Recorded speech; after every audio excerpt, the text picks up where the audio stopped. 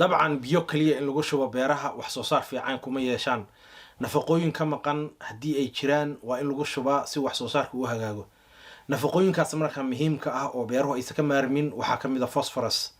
Marka video waxaan uga hadlaynaa sababta ay beeruhu ugu baahan yihiin nafaqada phosphoruska in lagu shubo. Fadlan ka faa'iideyso.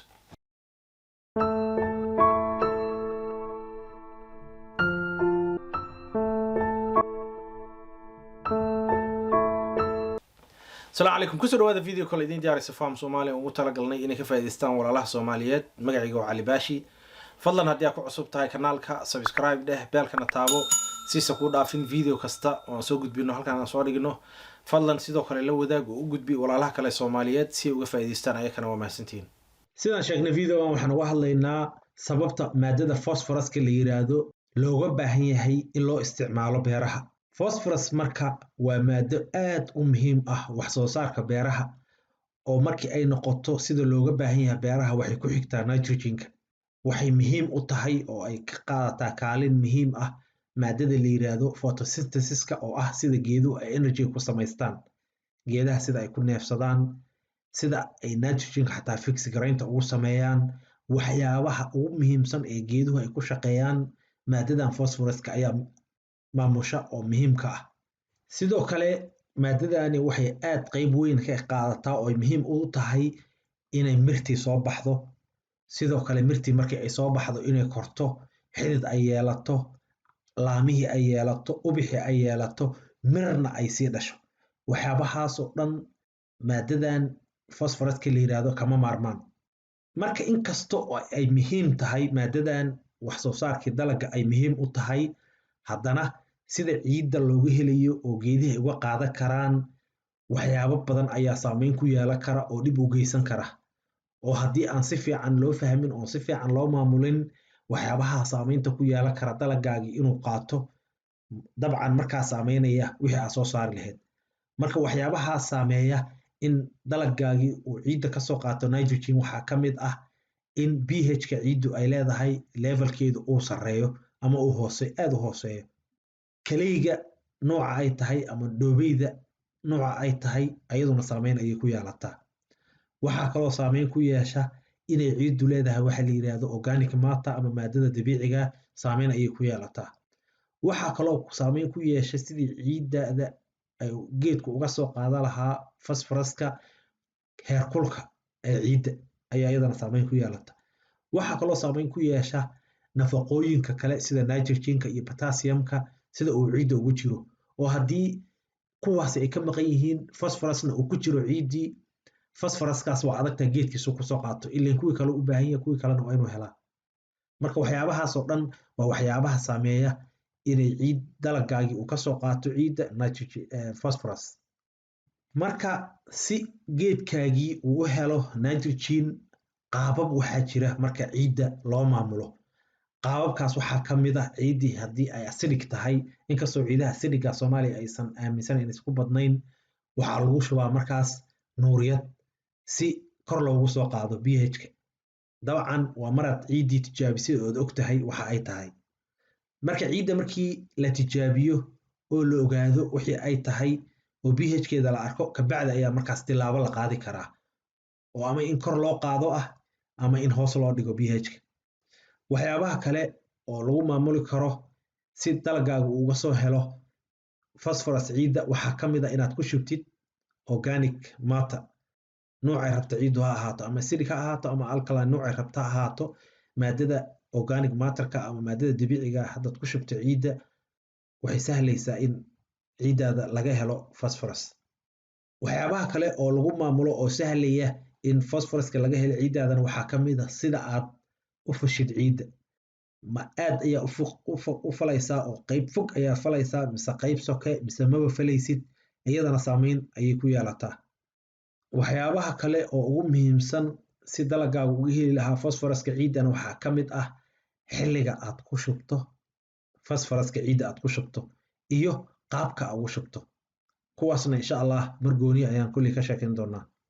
hadda qaaradda Afrika oo kale waxay haysataa 75% kaydka phosphate-ka maadada la yiraahdo.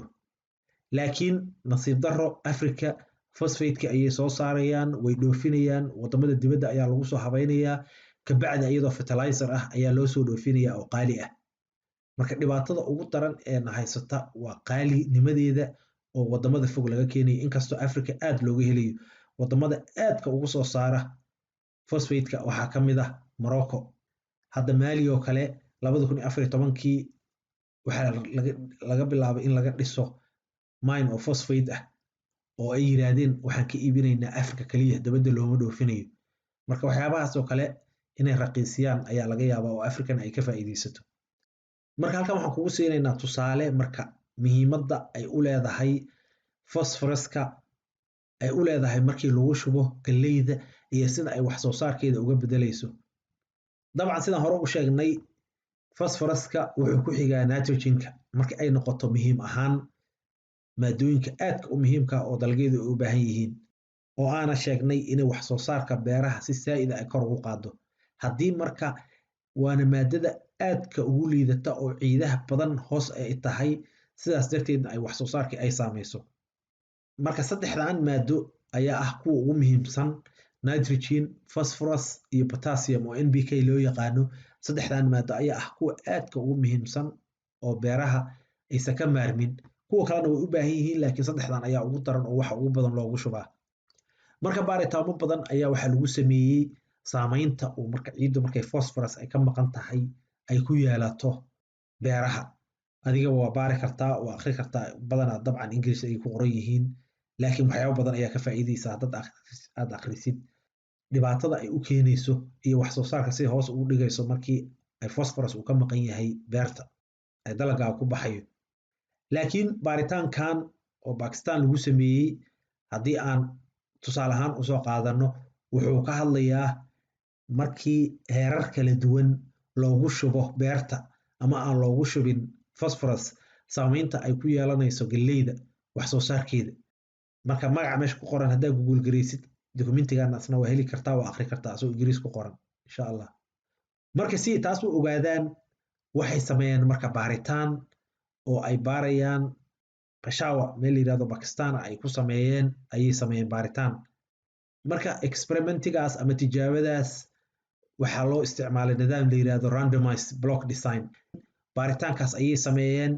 baaritaankaas marka qaab iyo nidaam science ah oo wax loo baaro ayaa jira oo sharci la raaco si ay u noqoto tijaabadaas mid la tijaabi karo oo qof kasta oo adduunyada jooga uu tijaabin karo.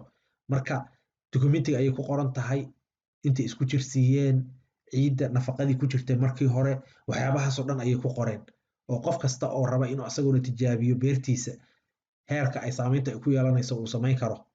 marka qaybaha kala duwan, marka levelka ama heerka ay ku kala shubeen nafaqada ay ku shubeen beerta wuxuu kala ahaa 5 nooc.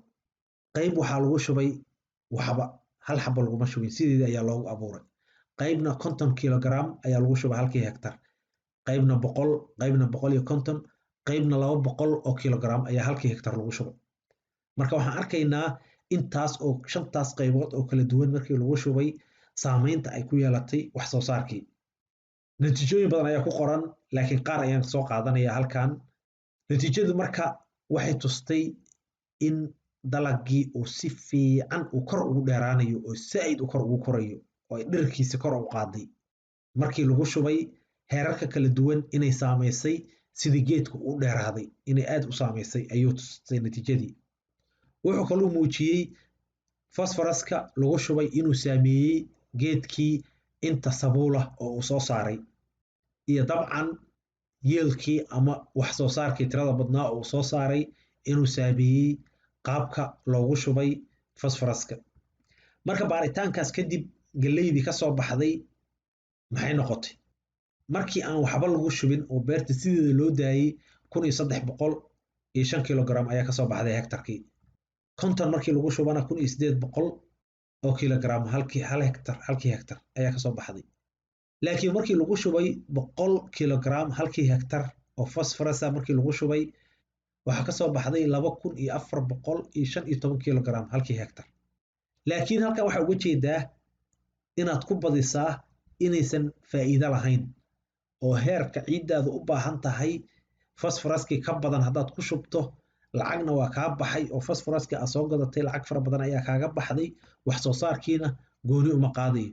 marka baaritaankan halkan ay sameeyeen oo kale waxaa ugu fiicnaa ciiddaas ay ayagu tijaabiyeen in 100 kilogram lagu shubo keliya oo aan looga badin. marka dabcan fosforaska waa maadooyinka markii ciidda la tijaabiyo la ogaado inta ku jirta. marka hadday suurtagal ku tahay waa inaad tijaabisaa, kabacdina aad ku shubtaa qiyaastii saxda ahayd oo wax soo saarka ugu fiican beertaada ka soo saari lahayd. marka insha allah phosphorus waa maado aad u muhiim ah oo wax soo saarka beerahana wax fiican ka bedelaysa haddii aan hagaajino sida maadooyinka kale oo ayakana muhiimka hore uga soo hadalnay. marka insha allah intaan kuma ekaysiinayno, videos kale ayaan samaynaynaa oo ku saabsan phosphoruska, sida ay ka mid tahay qaabkii aad ugu shubi lahayd phosphoruska. insha allah kuwaasna waa soo dayi doonaa. marka waxaan rajaynayaa inaad videoan ka faa'iidaysateen. intaan video kale ku kulmi doono, asalaamu calaykum waraxmatullah.